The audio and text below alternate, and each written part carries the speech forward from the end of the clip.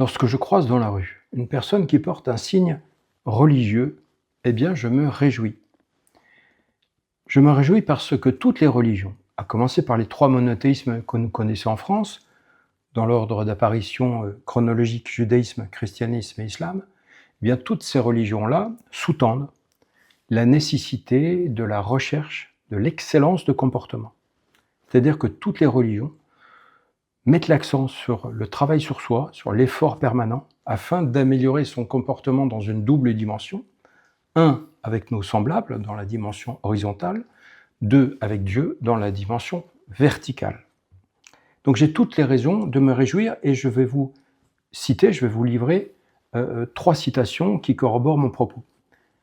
D'abord, s'agissant du judaïsme, Éphésiens 4.31, que toute amertume, que toute fureur, toute colère, tout éclat de voix, toute calomnie et toute forme de méchanceté disparaissent du milieu de vous. Ensuite, christianisme, Matthieu 7.12.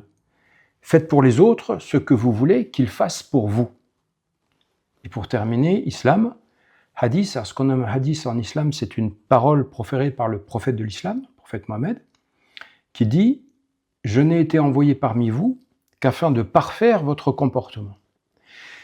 J'ai donc, à l'égard de cette personne-là, qui porte des signes religieux et que je croise dans la rue, une présomption de recherche de belles valeurs, une présomption de recherche de bons comportements et d'amélioration de soi en toutes choses.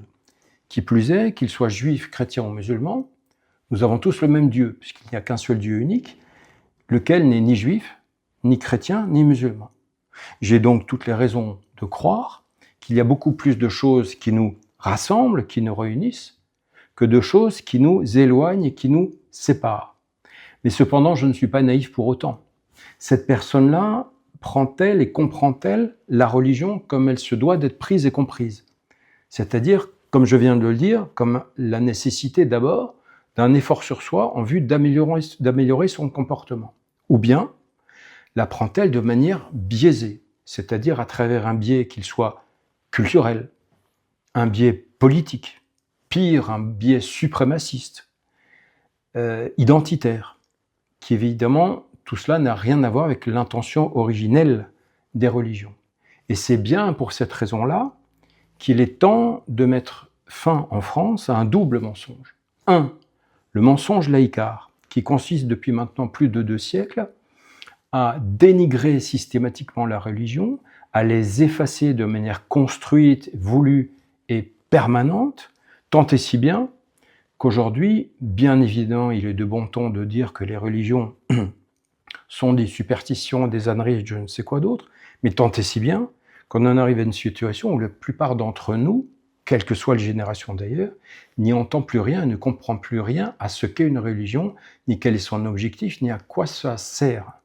Donc il est temps déjà de mettre fin à ce mensonge laïcard, d'effacement et de dénigrement de religion, simplement pour rétablir les religions dans leur vérité originelle, c'est-à-dire exhumer ce qui a été enfoui et rétablir les religions pour simplement exposer ce qu'elles sont, de manière à ce que chacun puisse se faire une opinion, mais une opinion en connaissance de cause, pas une opinion comme dans la situation actuelle où tout le monde émet une opinion sur la religion, quand bien même il n'y connaît absolument rien. Rien. Donc il est temps d'exhumer la réalité des religions pour, comment dire, j'ai presque envie de dire, pour rétablir l'offre. Pour rétablir l'offre, pour que chacun puisse voir, comprendre et savoir de quoi il s'agit, et pour que chacun puisse, alors à ce moment-là, se positionner, se situer, mais en connaissance de cause. Donc premier mensonge auquel il est temps de mettre une fin, c'est le mensonge laïcard. Mais le second mensonge, c'est le mensonge des religieux eux-mêmes. Quelle que soit leur religion, aujourd'hui nous sommes confrontés, dans toutes les religions, à des religieux qui frelatent la religion, qui la frelatent, qui la font mentir, qui l'ont détournée de ses objectifs initiaux et qui emmènent avec eux des millions de gens dans ce mensonge-là. À des fins politiques, à des fins suprémacistes, à des fins d'idéologie parfois extrêmement sombres et qui sont à 180 degrés l'opposé de l'objectif initial de la religion. Parce que parfois, les textes ont été transformés, les textes ont été frelatés, des parties ont été retirées, des parties ont été ajoutées. Bref, tout cela a fait l'objet de manipulations au fil des siècles. Or, les religions constituent sans aucun doute le fait sociétal majeur de nos civilisations. Il en est en quelque sorte la colonne vertébrale. Et vouloir effacer le fait religieux dans nos civilisations et le remplacer la plupart du temps par des idéologies sombres et la plupart du temps extrêmement nuisibles a sans doute conduit le monde dans la situation où il se trouve aujourd'hui. Et l'effacement des religions est sans aucun doute à mettre en parallèle avec l'effondrement des comportements que nous observons de manière particulièrement visible depuis quelques décennies, mais qui n'a pas démarré il y a quelques décennies, qui a démarré il y a quelques siècles. Et lorsque Malraux nous disait que le XXIe siècle sera spirituel ou ne sera pas, bien entendu, Malraux n'entendait pas imposer quoi que ce soit à qui que ce soit. Simplement, il entendait sans aucun doute rétablir pour chacun la possibilité de retrouver du sens.